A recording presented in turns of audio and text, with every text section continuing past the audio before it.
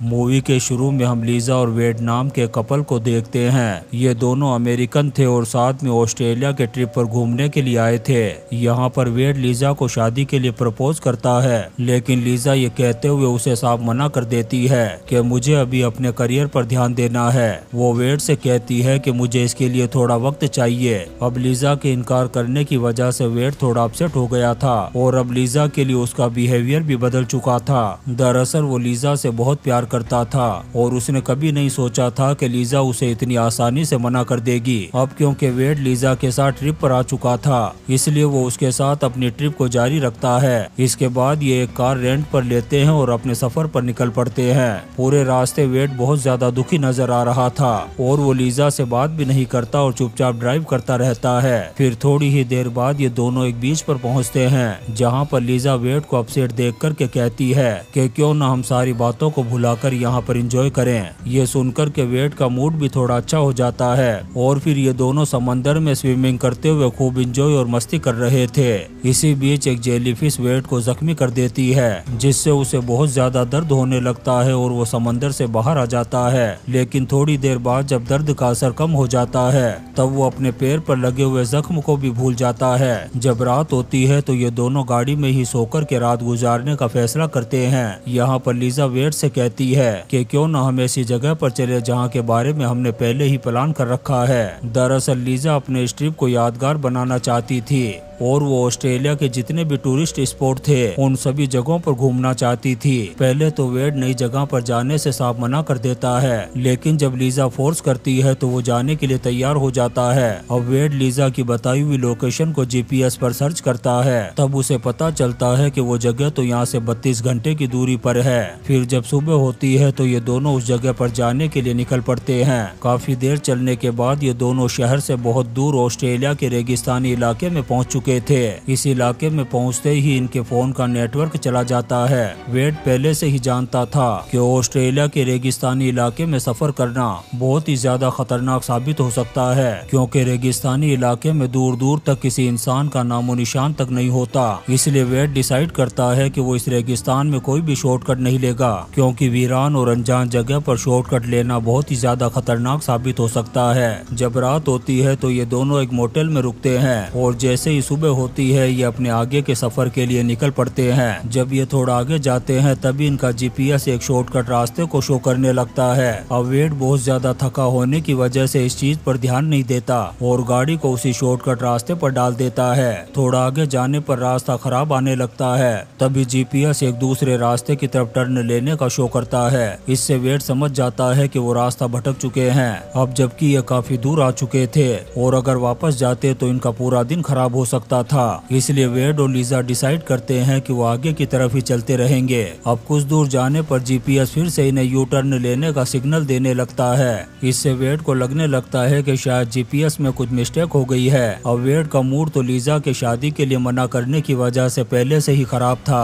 और अब जीपीएस भी बार बार गलत सिग्नल दे रहा था। इसलिए वो एक जगह पर गाड़ी को रोकता है और बाहर आ जाता है। यहाँ पर खड़े होकर के वो देखता है तो दूर दूर तक उसे कोई भी पब्लिक स्पॉट नजर नहीं आता और इनकी गाड़ी का फ्यूल भी खत्म होने वाला था। और अब अगर वेड अपनी गाड़ी को सही डायरेक्शन में नहीं ले जाएगा तो इनका फ्यूल खत्म हो जाएगा और ये ऑस्ट्रेलिया के वीरान और विशाल रेगिस्तान में बुरी तरह से फंस जाएंगे, जहां से जिंदा वापस निकलना मुश्किल ही नहीं बल्कि नामुमकिन होगा। अब यहाँ पर वेड डिसाइड करता है कि वो एक ऊंची पहाड़ी पर जाकर के देखेगा ताकि उसे आसपास कोई पब्लिक स्पॉट नजर आ जाए। अब वेड लीजा को साथ लेकर के उस पहाड़ी की तरफ जाने के लिए निकल पड़ता है। जब गाड़ी के पास से उसने उस पहाड़ी को देखा तो वो उसे बहुत नजदीक लग रही थी, लेकिन वो पहाड़ी तो बहुत ज्यादा दूर थी। वहाँ तक पहुँचने में ही शाम हो गई थी। वहाँ से देखने के बाद भी इन्हें कुछ नजर नहीं आता। तब ये वापस अपनी गाड़ी की तरफ जाने का फैसला करते हैं, क्योंकि ऐसे खुले में रात गुजारना बहुत ही ज्यादा खतरनाक था। कोई भी जानवर आकर के इनको अपना डिनर बना सकता था।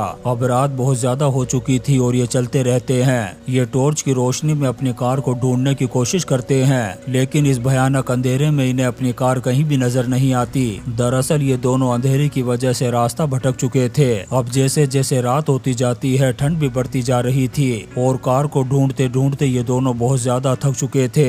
इसलिए ये दोनों यहीं पर रुक कर के रात गुजारने का फैसला करते हैं। फिर जब सुबह होती है तो वेड देखता है कि उसके पैर पर जेलीफिश ने जिस जगह पर काटा था, इन्फेक्शन की वजह से वो जख्म बहुत ज्यादा फैल गया था, जिसकी वजह से वेड को बहुत ज्यादा दर्द हो रहा था। लेकिन वो किसी तरह से दर्द को बर्दाश्त करता है और फिर ये दोनों अपनी कार को ढूंढने के लिए यहाँ से चल पड़ते हैं। अब पूरा दिन ऐसे ही ये दोनों कार को ढूंढते रहते हैं, लेकिन इन्हें अपनी कार कहीं भी नजर नहीं आती और फिर से शाम हो जाती है। अब भूख की वजह से इनकी हालत भी खराब हो गई थी, क्योंकि इन्होंने सुबह से कुछ भी नहीं खाया पिया था। अब कार नहीं मिलने की वजह से इन दोनों को ऑस्ट्रेलिया के ठंडे रेगिस्तान में रात गुजारनी पड़ती है। ये दोनों एक सेफ जगह देखते हैं और वहीं पर रात गुजारने का फैसला करते हैं। अब रात को जब लीजा नींद में सो रही थी, तभी हम एक खतरनाक बिच्छू को देखते हैं जो लीजा के शर्ट में घुस गया था, लेकिन लीजा को इसके बारे में बिल्कुल भी पता नहीं होता। जब सुबह होती है तो वेड नींद से जग गया था। वो लीजा को आवाज देकर के जगाने की कोशिश करता है, लेकिन काफी देर हो जाने के बाद भी लीजा नहीं जागती। जब वेड थोड़ा गौर करके देखता है तो उसे पता चलता है कि लीजा के होठ पूरी तरह से काले पड़ चुके थे और लीजा नींद में नहीं थी बल्कि बेहोश हो चुकी थी। अब इस वीरान रेगिस्तान में लीजा की ऐसी हालत देखकर के वेड बुरी तरह से घबरा गया था।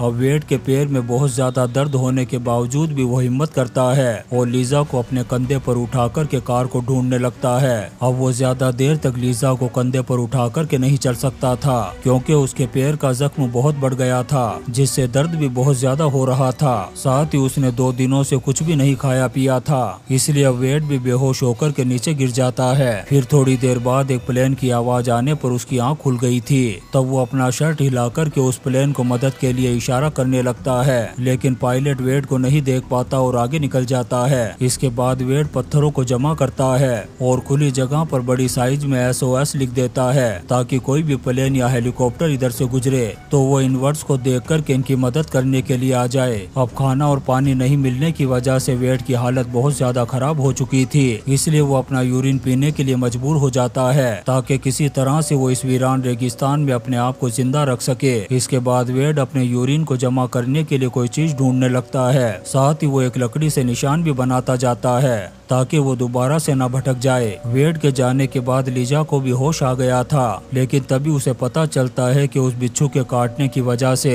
उसके एक हाथ ने काम करना बंद कर दिया था, जिससे वो बुरी तरह से घबरा जाती है। उधर काफी देर तक तलाश करने के बाद वेड को अपना बैग मिल गया था। उसमें से वो अपनी पानी की बोतल निकालता है और अपने यूरिन को जमा करके पी लेता है, ताकि वो इस रेगिस्तान में सरवाइव कर सके। उधर लीजा को वेड कहीं नजर नहीं आता, तो वो आवाज लगा करके उसे बुलाने की कोशिश करती है, लेकिन 2 दिन से भूखी और प्यासी होने की वजह से उसकी भी आवाज नहीं निकल रही थी। तभी अचानक से लीजा को एक भेड़िए की आवाज सुनाई देती है, जिससे घबरा कर के वो उस जगह को छोड़ देती है और दूर चली जाती है। अब वेड को वापस उस जगह पर आते आते रात हो चुकी थी, लेकिन जब वो उस जगह पर लीजा को नहीं देखता है तो घबरा जाता है। अब वो जोर जोर से लीजा लीजा पुकार करके उसे आवाज लगाता है। अभी लीजा भी ज्यादा दूर नहीं गई थी, इसलिए वो वेड की आवाज को सुन लेती है, लेकिन अंधेरा होने की वजह से उसे समझ में नहीं आ रहा था कि वेड की आवाज किस तरफ से आ रही है। अब ये दोनों एक दूसरे को आवाज लगा कर के ढूंढने की कोशिश करते हैं, लेकिन अंधेरा बहुत ज्यादा होने की वजह से ये एक दूसरे को नहीं ढूंढ पाते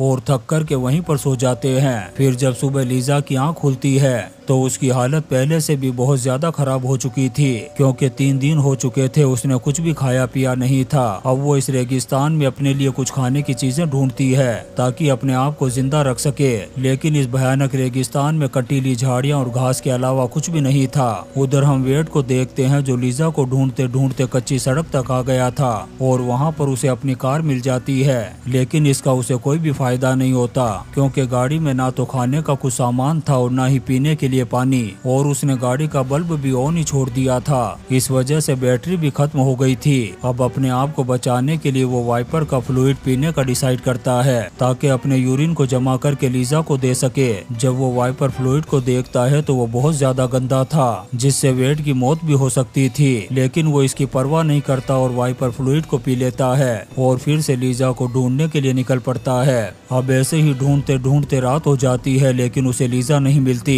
उधर हम लीजा को देखते हैं जो एक जगह पर बैठी हुई थी। दरअसल अब वो अपने जिंदा बचने की उम्मीदें छोड़ चुकी थी। यहाँ पर लीजा जब अपने फोन को देखती है तो उसमें उसे थोड़ी सी बैटरी दिखाई देती है। तब वो वेड के लिए सॉरी का एक मैसेज टाइप करती है। उधर हम वेड को देखते हैं जिसे वाइपर फ्लूइड पीने की वजह से पेट में दर्द हो रहा था। फिर वो उस जगह पर आग जलाता है और किसी तरह से रात गुजारता है। फिर जब सुबह होती है तो लीजा रेगिस्तान की घास को खाकर के अपना पेट भरती है, लेकिन उसने 4 दिनों से बिल्कुल भी पानी नहीं पिया था, इसलिए उसे डिहाइड्रेशन होना शुरू हो जाता है। इसलिए वो एक जगह पर लेट जाती है। अब उसे लगने लगता है कि दुनिया की कोई भी ताकत उसे मरने से नहीं बचा सकती। तभी अचानक से उसे वो लाइन दिखाई देती है जो वेड ने खींची थी। तब वो हिम्मत करके खड़ी होती है और उस लाइन के साथ साथ चलने लगती है। अब काफी देर तक चलने के बाद आखिरकार उसे वेड मिल जाता है। वो यहाँ देखती है कि वेड की हालत तो बहुत ज्यादा खराब थी और उसके मुंह से खून भी निकल रहा था। वेड की ऐसी हालत देख कर के वो उसे सॉरी कहते हुए रोने लगती है। दरअसल वो अपने फैसले पर पछता रही थी कि उसे नई जगह पर जाने के लिए वेड को फोर्स नहीं करना चाहिए था। लीजा को रोता हुआ देख कर के वेड उसे हिम्मत दिलाते हुए कहता है कि प्लीज तुम मत रो, हम यहाँ से जिंदा वापस जाएंगे। इसके बाद वेड लीजा को अपना यूरिन देता है जो उसने बोतल में कलेक्ट किया था। कुछ देर बाद लीजा ये देख कर के घबरा जाती है कि वेड की मौत हो चुकी थी। अब वो इस वीरान और विशाल रेगिस्तान में अकेली हो चुकी थी। वो पूरा दिन वेड की डेड बॉडी के पास बैठ कर के रोती रहती है। फिर अगली सुबह वो हिम्मत करती है और चलते चलते अपनी कार तक पहुंच जाती है। कार में बैठने के बाद वो सबसे पहले वेड की एंगेजमेंट रिंग पहनती है, क्योंकि उसे पता चल चुका था कि वेड उसे अपनी जान से भी ज्यादा प्यार करता था। तभी वो एक खतरनाक सांप को देखती है जो उसकी कार में घुस गया था। लीजा उसे देख कर के साइलेंट मोड पर चुपचाप बैठ जाती है। वो सांप लीजा की बॉडी से होकर के जब नीचे उतरता है तो लीजा जल्दी से गाड़ी से बाहर निकल जाती है। इसके बाद लीजा अपने सेल फोन में वेड के साथ के फोटो को देखती है और ऐसे ही एक और रात गुजर गई थी। फिर जब सुबह होती है तो लीजा देखती है कि वेड उसे पानी पिला रहा है। दरअसल ये उसका एक वहम था, क्योंकि वो वेड नहीं बल्कि रेंजर थे जो वेड के लिखे हुए SOS को देख कर के यहाँ पर आए थे।